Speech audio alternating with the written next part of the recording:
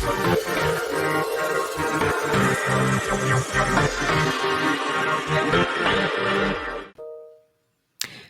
Tuesday morning, everybody. It's August 23rd. You're watching Finance and Technology Insights with Brian and Eric. I'm your co-host, Eric Buhrendorf, CEO of EVERNET Consulting. Along with me, I have Brian Williams, are you CEO, owner, principal? Sure, president. I go by president of Northshire Consulting.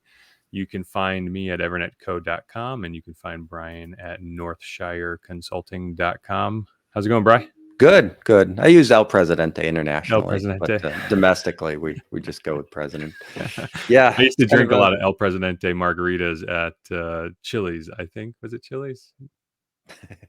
Yeah, probably. Many years ago, many moons ago. Sounds like a very Chili's thing to do.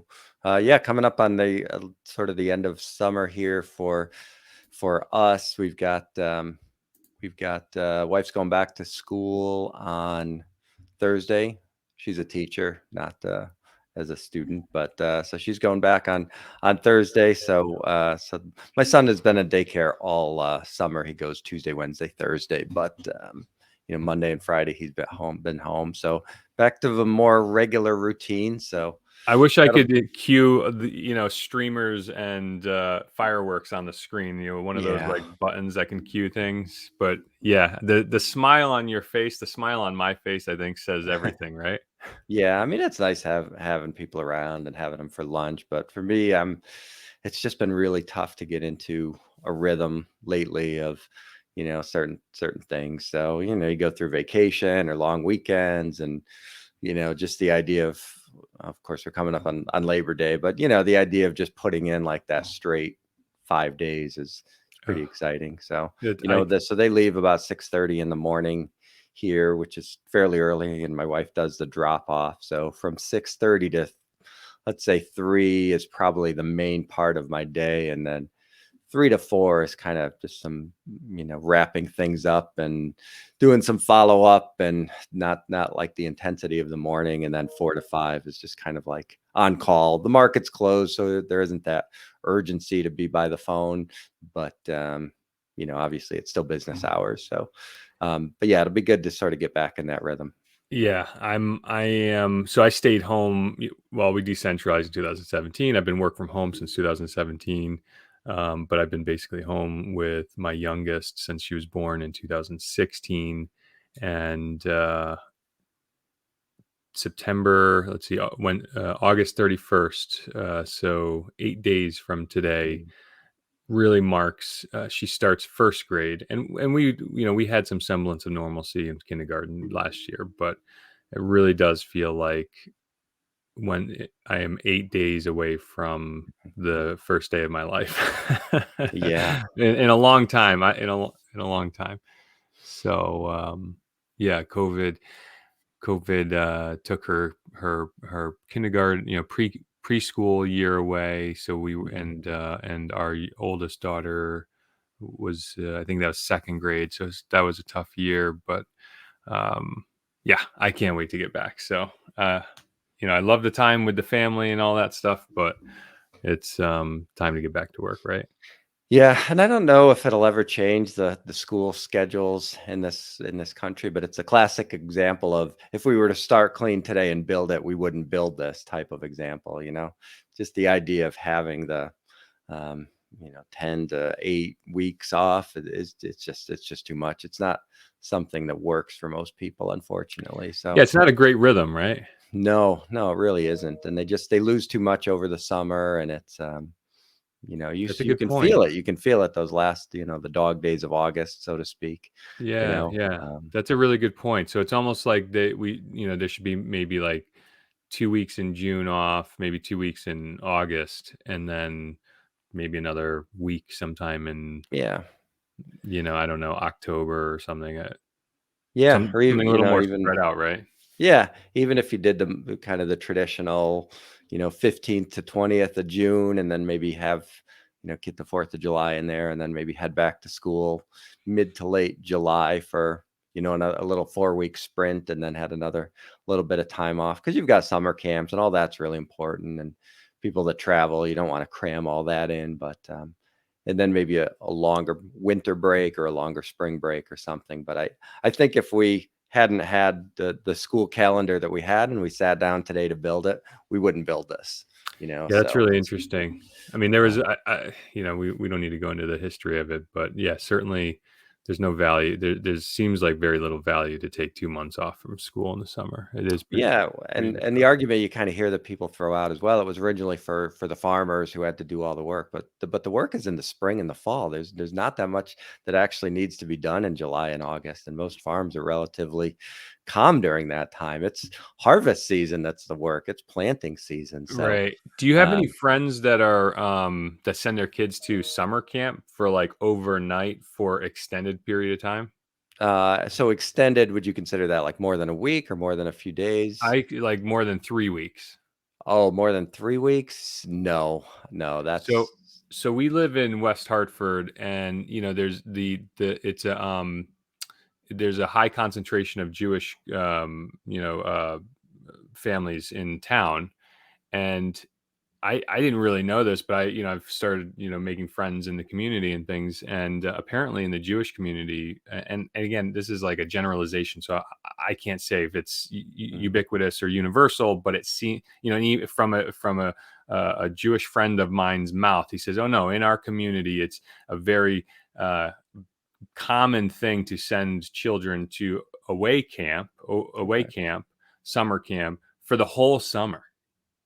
For the whole summer. So I Wow, don't know if you remember like the shows when we were kids on Nickelodeon, like Salute Your Shorts, and uh, you know, I I don't know, any number of movies or whatever where there was sleepaway camp for sure. you. You're 12 years old and you go your first summer to sleepaway camp. There's a movie, a girls' movie, about the two twins that were like switched at birth and then they meet at camp. Oh, yeah, But it's like the same concept. Like there's a sure. sleepaway camp for all summer. Um, you know, I didn't realize that there was that. I knew that it was a thing, but Mm. it's a thing. So I guess like if you wouldn't have that culture or that experience if we didn't have the 2 months of summer off. So Yeah, I I would guess guess that's a very small part of the population that does that. right, I mean, I mean, obviously, there's things like scout camp and right, sports camps, obviously, that are overnight. Um, and I know people that do multiple sessions of those. And then you've got local town programs who they call it like the summer basketball camp, but it's just a day camp sort of thing. So you've got all right.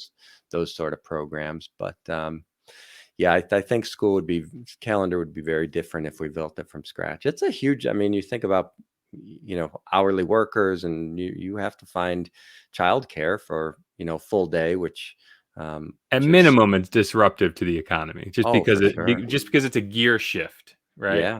It's a significant gear shift. Yeah. So yeah, Yeah. that's interesting. But no, something to think about. I think that plays into what we do with finance and technology. I mean, maybe, and from a technological standpoint, maybe there's something that it's almost like a half school or half, with the studying from home and that sort of stuff. Maybe there is a little window for a 3 week session in there Let that. us know in the comments below what you guys think. Yeah, exactly. Yeah. And maybe they count it as, maybe counts as half day or something like that if they're studying from home or they've got certain programs that need to be done over the It could summer. But it certainly there's certainly room for improvement, right? for sure. Yeah, Yeah. absolutely. All right, let's see what's going on with Northshire.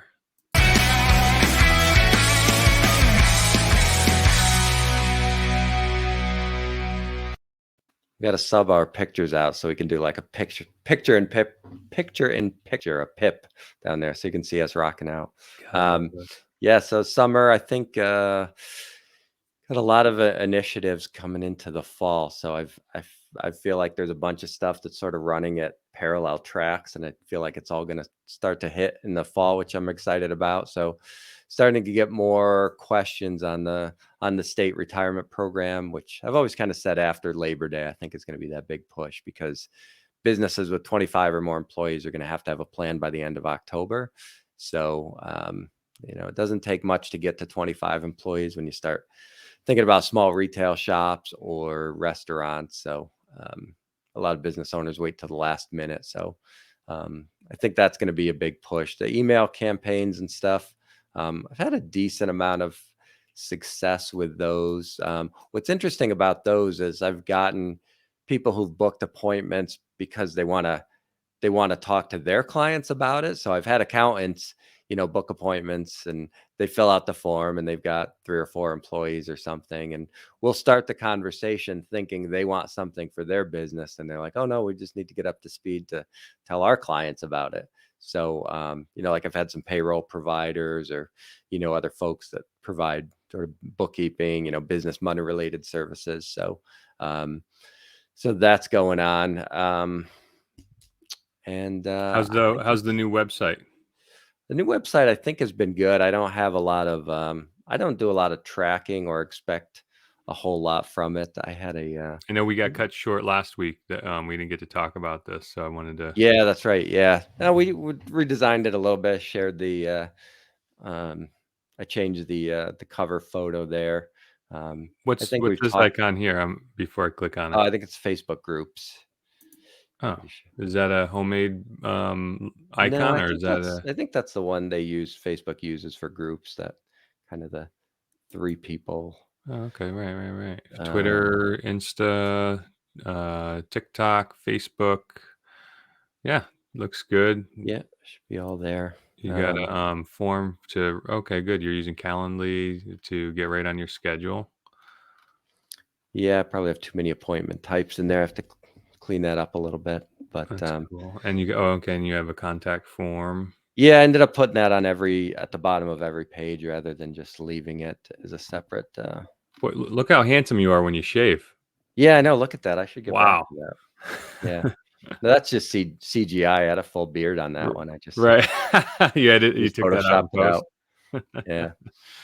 Um, Nice. yes, I put the contact us page on all the page. So How's your yeah, I blog? think it's fine. There's some other things that I'd like to change there. Good. Was I gonna say? Well, you're working on it, so that's good.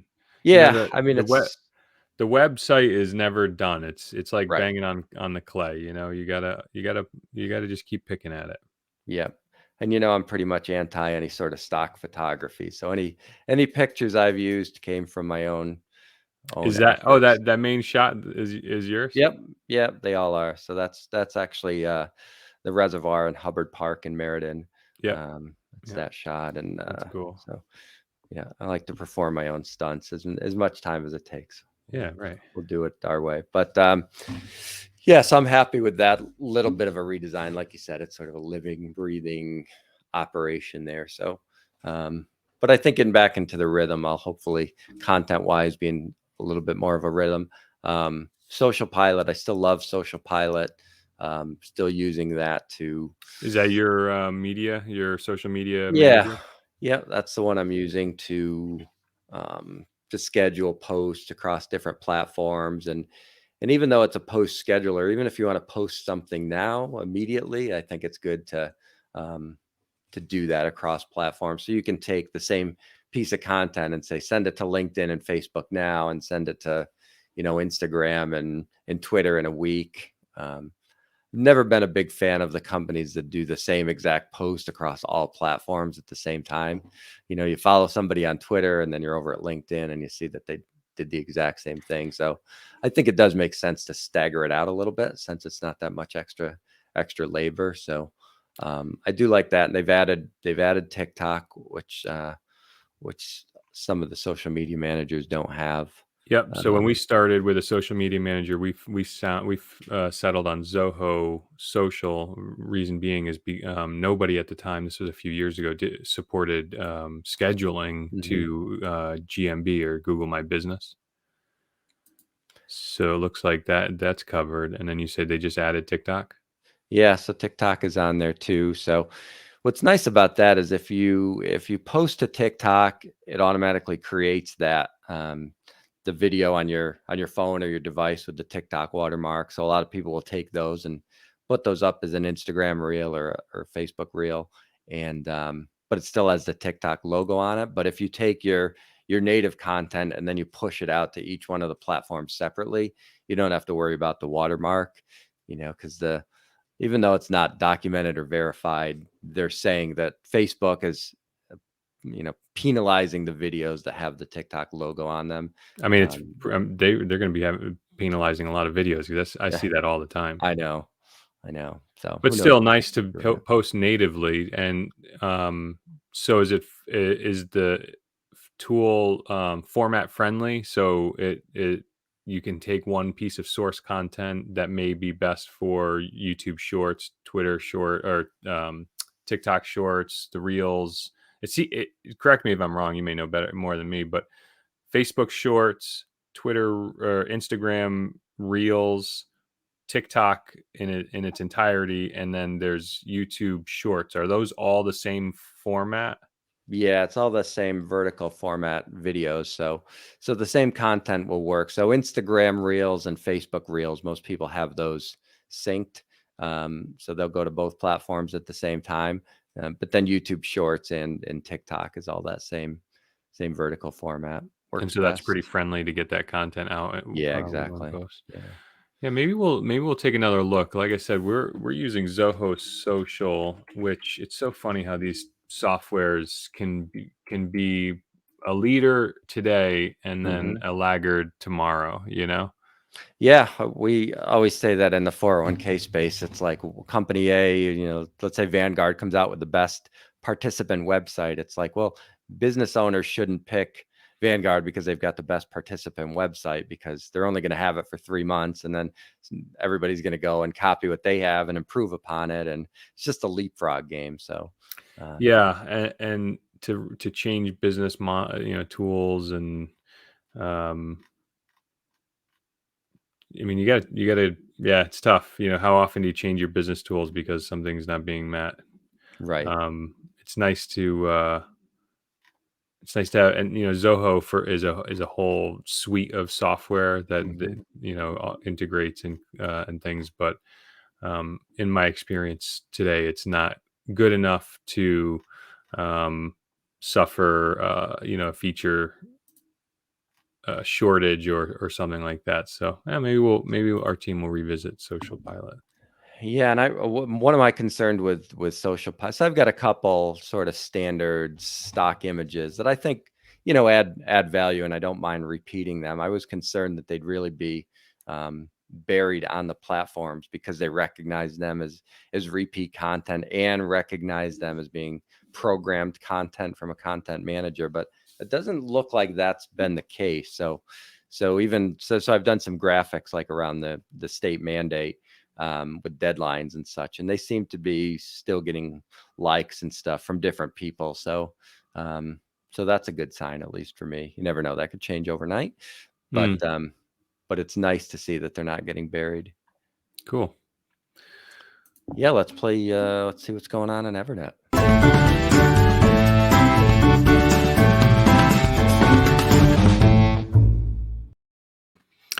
Thank you for that. Let's see. Here's my website, evernetco.com. We do have, so what's new with us? We just brought in an additional web manager, so you're gonna be seeing some changes on our web resources fairly quickly. Here's our website. We've already made some changes to the kind of organization of things, and we may, I designed the website to be a landing page kind of format. So we may revisit that and see if that needs to be kind of rethought. But and then our EverNet TV website needs some serious TLC.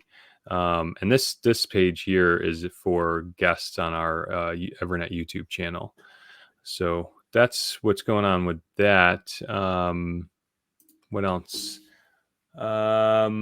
Just had our first, so on the EverNet TV YouTube channel, we started, I don't even know what to call it, another playlist, because you can't call it a channel, because a Right. channel defines the whole of YouTube space for a given brand, and building a followership and subscriber base on a channel is a pretty heavy lift.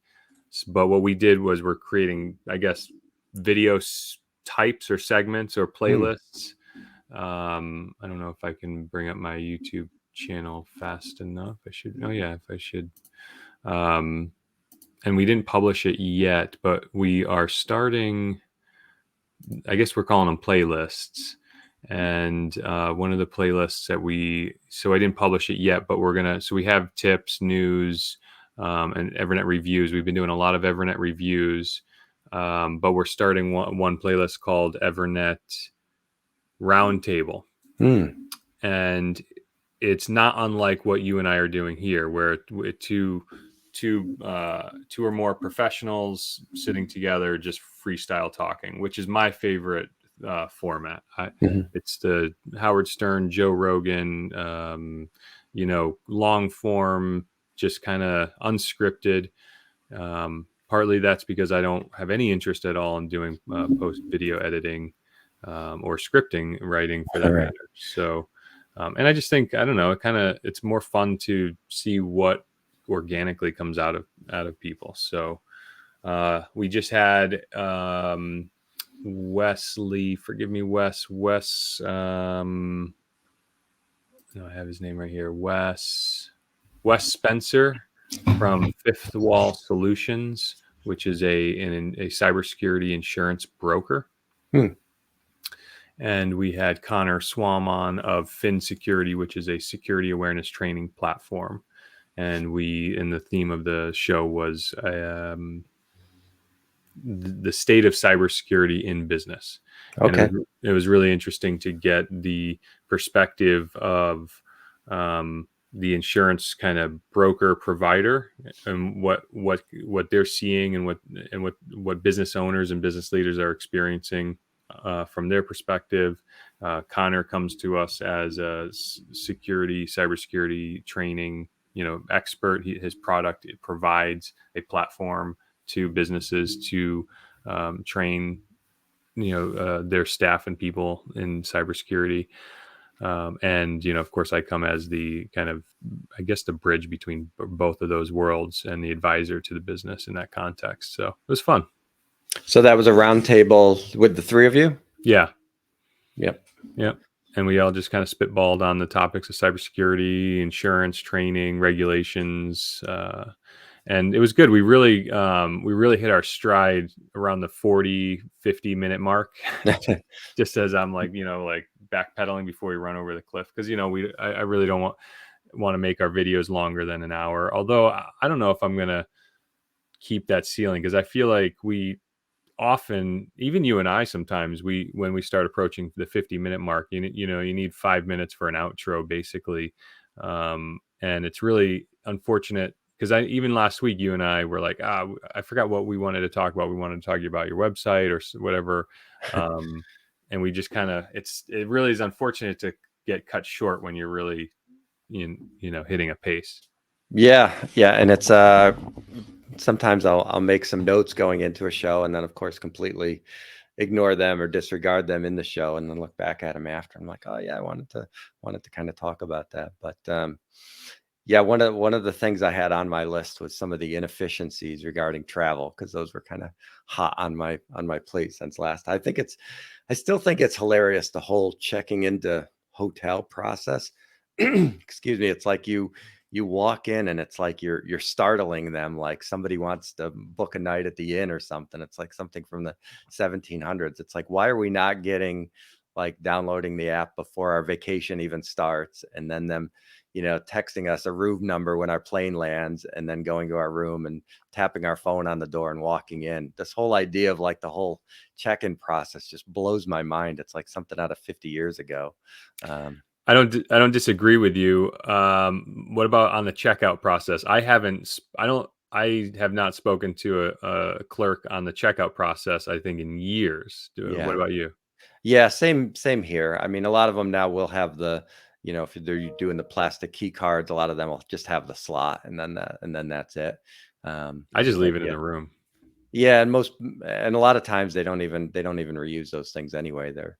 They're disposable, so you don't even have to check out. But I think most people still expect a checkout process, and maybe that's because the check-in process is such a traumatizing experience. But like, yeah, there was one that I wasn't sure if there's any kind of checkout process, or I just walked over and handed them the card. I'm like, "Is that it?" They're like, "Yeah, that's fine." Yeah. Um, There's nothing more wonderful than arriving at your destination hotel after a delayed flight, sleeping in the airport.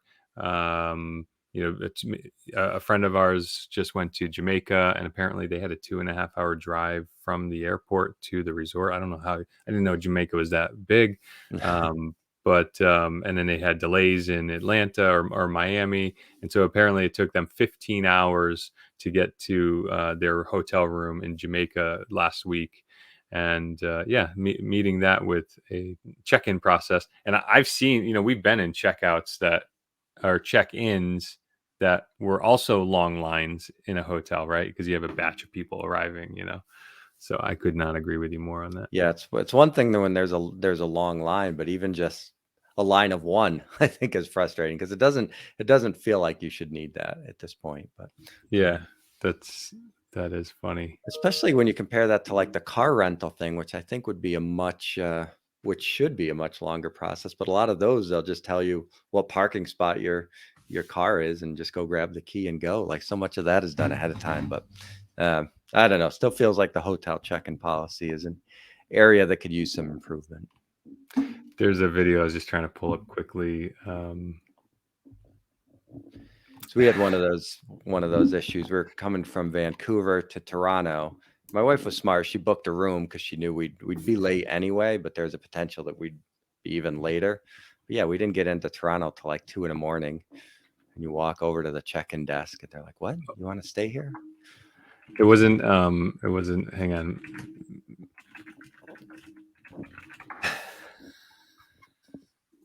This is what this reminds me of.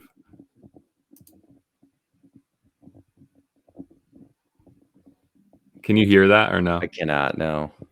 Oh no. Hang on. Let me remove. Let me stop screen share. Let me share again with my system audio.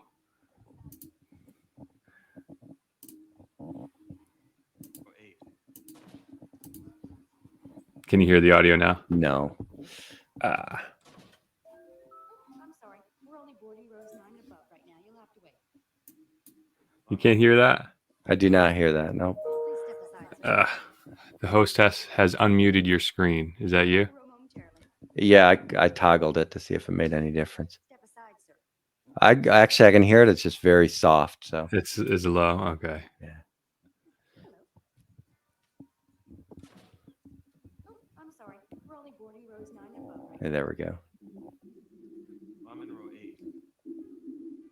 Please step aside, sir. We'll call your row momentarily. Step aside, sir. They're only boarding rows 9 and above right now. Yeah, I know that. He's row 8. I know there's so many. That was like the whole.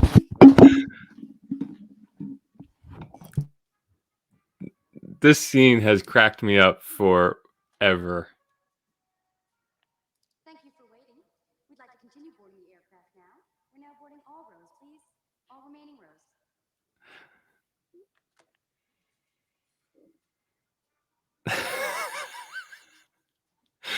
Hello. Oh, hello, as if they haven't interacted yet. Enjoy your flight. And she checked his ticket again. So yeah, that's basically the traveling that experience. Right, that's like the whole 80s and 90s joke, right? That's all the comedians talked about was travel. Yeah. And all the yeah, I mean, geez, when you played that, it brought up like a million different clips of funny travel things. There's one where Louis C.K. is talking about how he was late for his flight, so he just drove up and like left the car, like right in front of the airport. And Yeah. he's like, because his whole thing was like, I'm Valet not really a parking. jerk, but sometimes it's just more convenient. And he's like, I just called the company from the plane, and I was like, oh yeah, sorry, I left my car in front of the airport. And they're like, well, you can't do that. And he was just kind of like, well, I did. So if you want your car, that's where it is. And the guy was like, oh man, I guess I got to go pick it up. He's like, okay, bye. Like that was just kind of like, there was a whole rental car checkout thing, and he's like, "Well, this is where your car is. Go get it if you want it." That's brutal. I know. That is brutal. I wonder what the real cost would that be. I mean, it would almost certainly they're not going to go get it. They were Right. it'll get towed, and then you'll have late fees and the towing fee, maybe even a ticket, Hmm. and then at some point, I mean, I imagine the rental company would not even at this point. Hertz isn't going to go collect their car. They're going to just keep charging you and maybe report it stolen or something. Yeah, I guess. I mean, if their headquarters or their place of business is in the airport, and they've got some intern or some start kid that just started, they can have him or her run over and get it, I guess. I don't see I a don't know. I don't see a megacorp like that doing that though, right? Yeah, I guess it They've got a depends on how far process. it is or That's so whatever. funny. You're But better off doing that with your private vehicle, right? Just yeah, leave your private vehicle there, let it get towed, and then just pay the lot fee at wherever it gets towed, and yeah. It's probably cheaper than parking at the airport. or just as.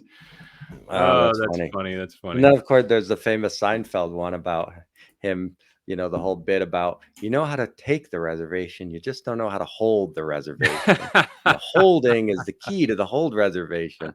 Anybody can take reservations. Look at me, I'm taking reservations. Just don't know how to hold it.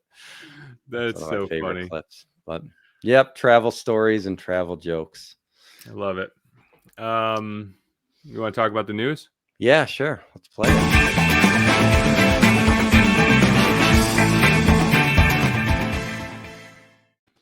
So, for the viewers who may still be here, all 17 of you, Brian and I like to talk about the news on the latter half of the show. We pin news articles to our Facebook page and group, and I have it up on the screen here. Hopefully, I never know if this is like a good view to show production, but we do have a vanity link, finance and technology insights /Facebook, or facebook.com/finance technology insights. And this is where we use our news aggregators. So what say you? Anything? I feel like I dominate my contribution to the news. What do you got? Did you pin anything? Oh, nah, no, not at all. I mean, well, obviously there's a million things we can talk about. I thought it was funny though, the idea of the BMWs charging a subscription for the heated seats. That's actually got a lot of play, and it's almost become a bit of an internet meme of having that they're gonna. There was something about manual transmissions that I saw about how they could potentially do that with manual transmissions, which is crazy. And then even John Oliver had a little thing about it, joking, or was it Yep. John Oliver or no, Trevor Noah on the Daily Show did a little bit about it. But I thought that was kind of funny, and that sort of plays into the whole subscription and software as a service, and I'm and trying to our find it. cars Yeah. just devices to sell us software. Because I saw Tesla's going to raise the price of their driving assistance software by 25%. So it's very real, and it's going to become normalized pretty quickly. Yeah, I was trying to find. I'm pretty sure we pinned that and talked on that a couple weeks ago, but I can't seem to find it in our thread. But you're referencing the yeah, that did hit the news cycle for sure. BMW playing with the idea of installing hardware in your car that you buy, and then unlocking functionality to you via subscription. Yeah, that's a sticky one. I mean, Yeah, it's like the whole gamification. They're used to people buying upgrades for their avatar and paying for the subscription basis. And I mean, one thing, my position on that is that I think the car manufacturers, and I'm surprised that Tesla and Elon have not yet done this, but when Apple first released the iPhone, they did not have an app store. And I don't know if it was an afterthought or they were just time delayed for they wanted to get the phone out as soon as possible. They had a working version, and then with a later version of the iOS update, they came out with the App Store. But the car manufacturers, I think, need to do that. I think the value that the car manufacturers can bring for a software revenue stream is treat the car, and even the punditry out there has said the car is now becoming a smartphone.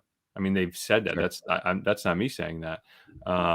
Even I think even Elon may have said that, but they seem to be missing that, like, put screens in your cars, put them central in the front seat, and or center in the front seat, and put them for every passenger in the back seat.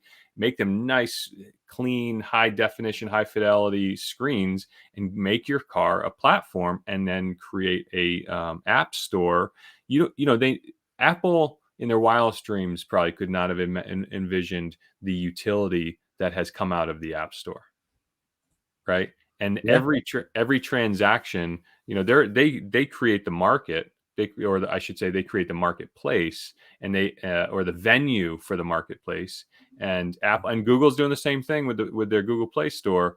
They get paid. I think the common transaction fee is 30% of every transaction goes to Apple. Every transaction in app, all those virtual coins for Fruit Ninja, or what was that really famous app that was like so Angry addictive? Birds. It wasn't Angry Oh, Birds. It was like it was the fruit falling one, like a quasi Tetris one, and oh yeah. people, it was like, and people were spending hundreds and thousands of dollars Mhm. on virtual currency to play this game.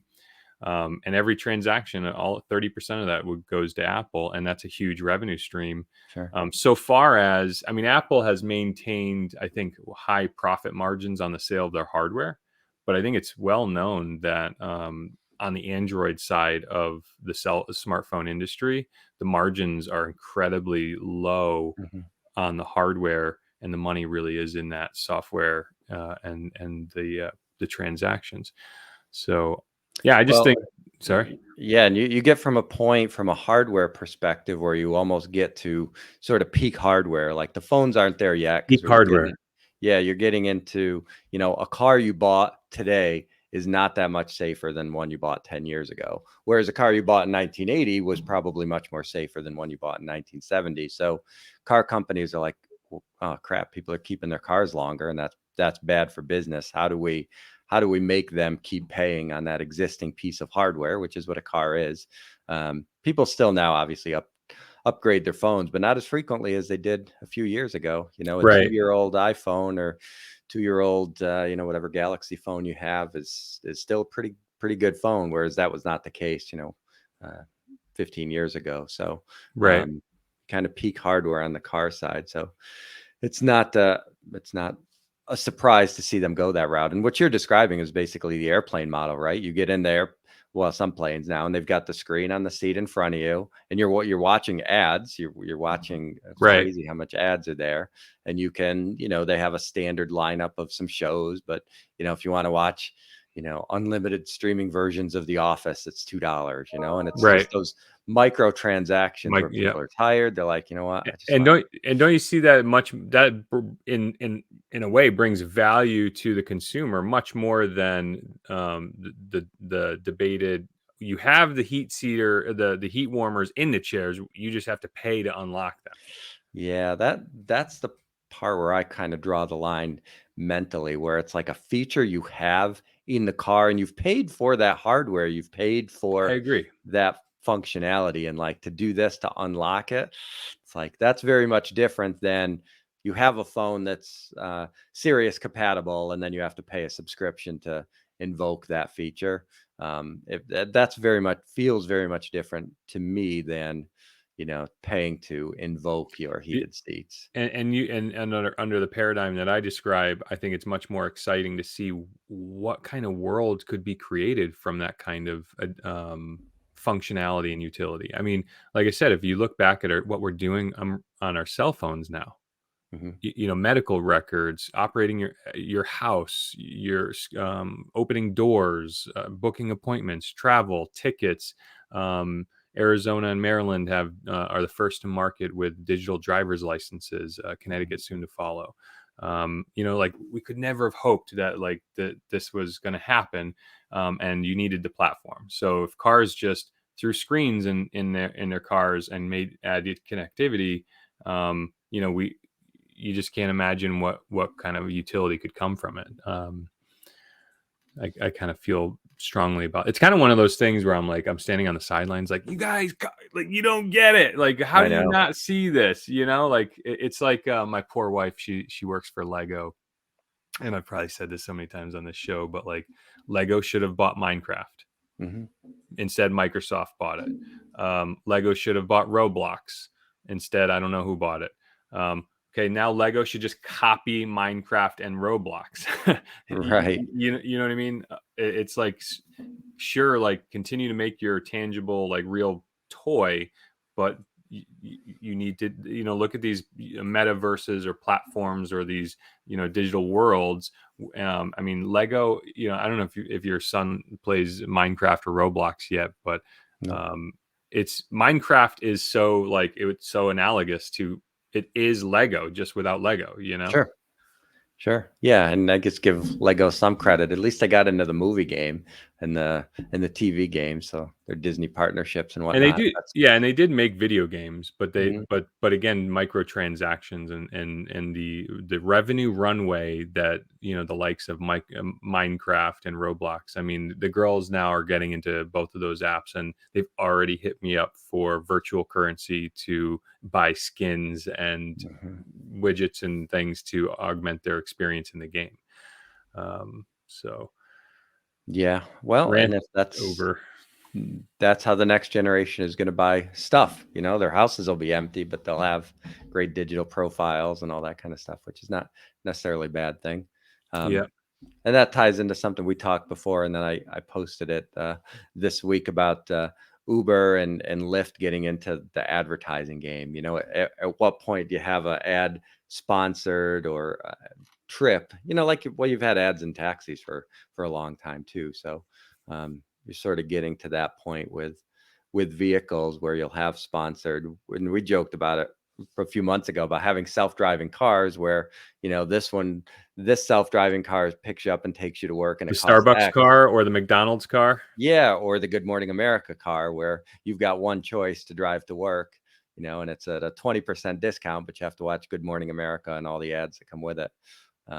So, that's definitely on its way because it's already there. It's in the airplane, but the ad supported model, it's going to be that, or the ad supported and the subscription. It's just going to be a constant push pull to see where customers draw the line and what they want and what they can tolerate and what they're willing to let these companies collect on them, because Right. there's only a few places that are going to store this data, and you've got your digital license, you've got all of your ad watching preferences and your GPS tracking. I mean, it's not that difficult to put together a profile on somebody now. Right. When autonomous driving comes, and if my prediction comes to fruition, private ownership of vehicles in large part are going to go away. So every trip you take is going to be in some public infrastructure, or privately owned company. They'll know your typical routes. They'll know, they could sell Mhm. maybe uh, virtual billboard space or ads for all the, for the businesses that you pass on all your routes. So when you're looking out the windows, you're also seeing an ad for that. It's possible. The technology is present. I mean, and what's really interesting is they just have to solve the software problem of self-driving. I didn't publish it, but over the weekend, Tesla just released another update to their full self-driving software, um, FSD beta, and it's so funny. It was, the previous version was FSD 10.12, I think, or 10.11, and Mhm. they just skipped all of the next versions. So now it's 10.69, and that's, Mhm. I can't imagine being in a company. I couldn't imagine being a conservative man or woman in a company where you have a company leader who says, let's just call the next version 10.69, which is a clear play on the thing. You know what I mean? Right.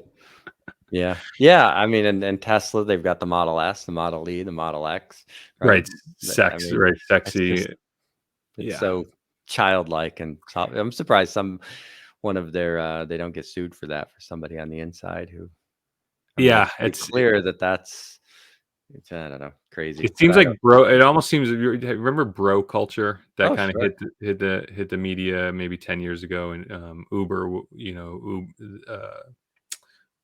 Travis, I forgot who the CEO of Travis something, the CEO of Mhm. Uber, was ousted because of the bro culture he was curating. It's just, this seems like bro culture to me, and I'm just Yeah, surprised that it persists.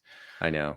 Um, Well, but that's what Elon likes to do. He likes to poke the establishment and almost asking for this kind of stuff. So and I get that we don't need, we don't need to be so prude in our culture, and but it just, like, I might not resist the farting horn sound that he has, but because it seems a little right. more, appropriate. But anyways, they just came out with an update, which is supposed to be a significant platform rewrite, which I don't know how true that is. I've watched a lot of videos on it, and seems to improve what they're calling the unprotected left. Do you know what an unprotected left turn is? Right, which is crazy when you think about it. It's like you've got this software that kind of prevents you from dying, or you could pay $3,000 more and have it better prevent you from dying. Do you want to pay this money? It's like, man, talk about having a gun to somebody's head. Yeah, and then they were selling this software for $12,000, which they call. This is what's funny. I'm surprised that this has gone on as long as it has. They're selling the beta version of full self driving, which is not full self driving, No. um, and it doesn't provide any real value to the consumer, and yet they have people paying this money to basically test his software for him, which is, you gotta hand it to him. I mean, that's fascinating. People are willing to pay. I think when it first came out, it was $5,000. Then it kept Mhm. going up incrementally, and it keeps making headlines. And now they're moving it to $15,000 to pay for to test Tesla's software. Yeah, for something that's labeled as a beta. It's good stuff, right? Yeah. Yeah, it's unbelievable. But he knows the mentality of his customers, and I guess he knows they're willing to pay for it, so why not? Yeah. I posted an article on SpaceX. Are you interested Yeah, in you can go into Starlink that at if you all? want. Sure. So Starlink is SpaceX's satellite broadband product, which I think is really fascinating.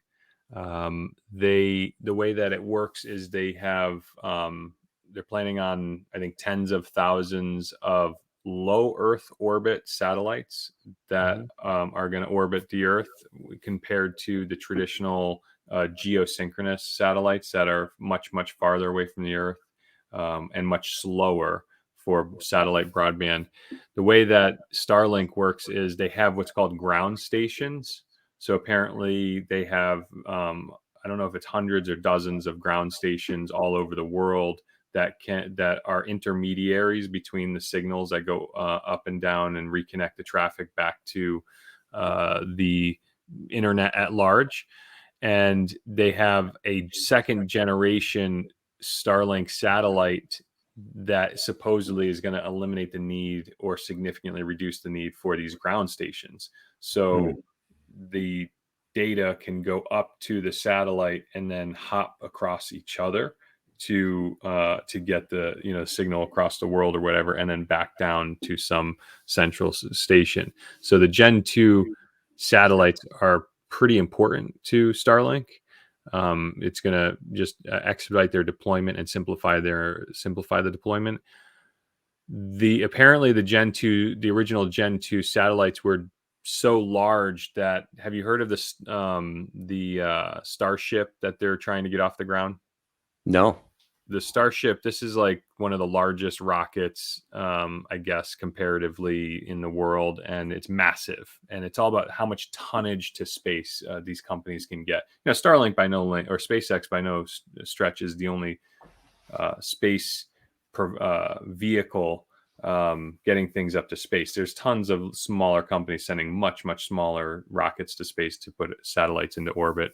But the Falcon 9 is landable, cheap, and repeatable.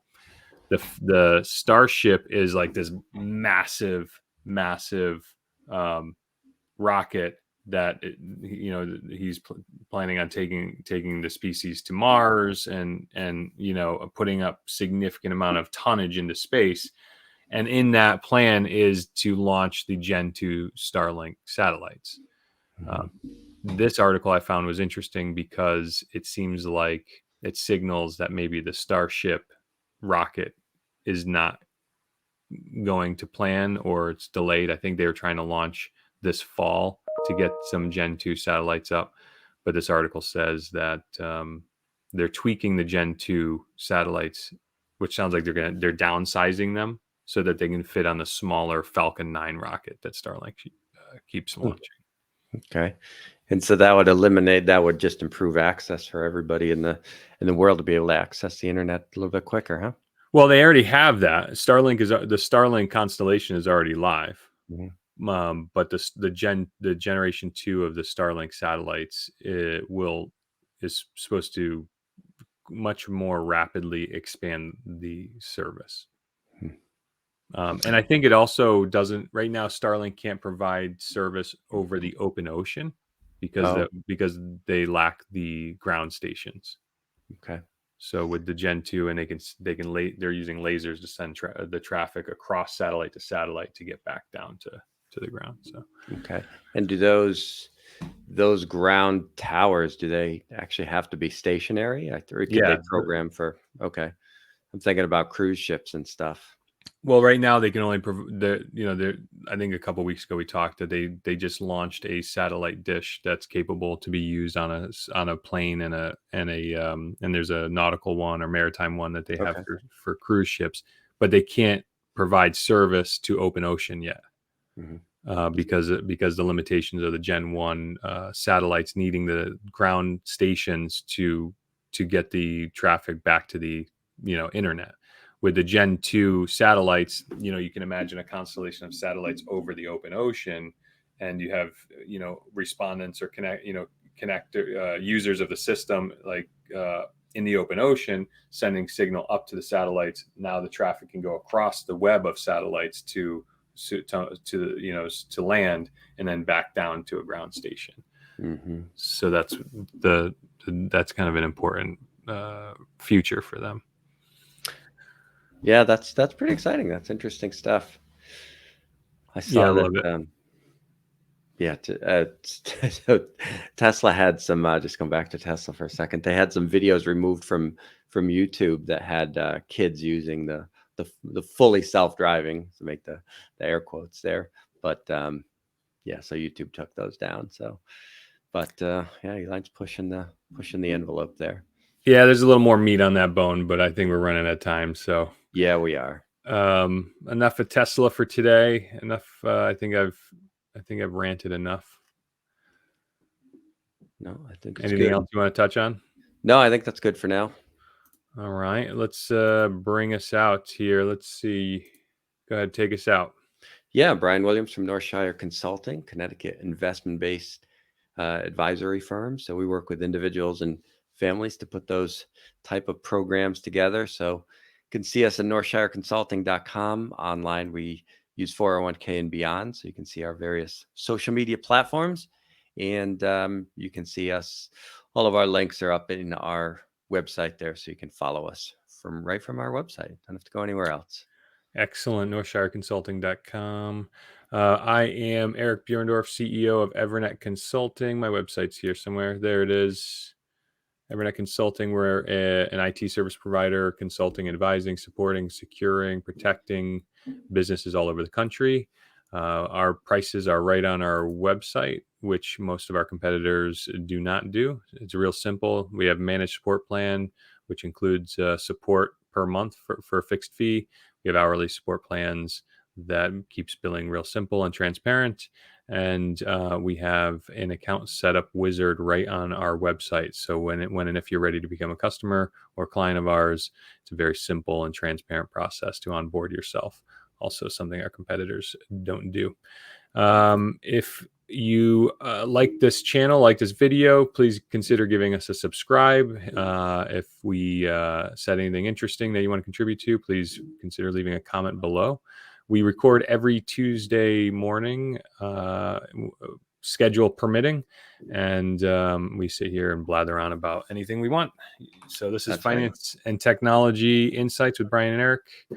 I think that's all we have for today. Yeah, we'll do it again next week. See you next week, buddy. Yeah.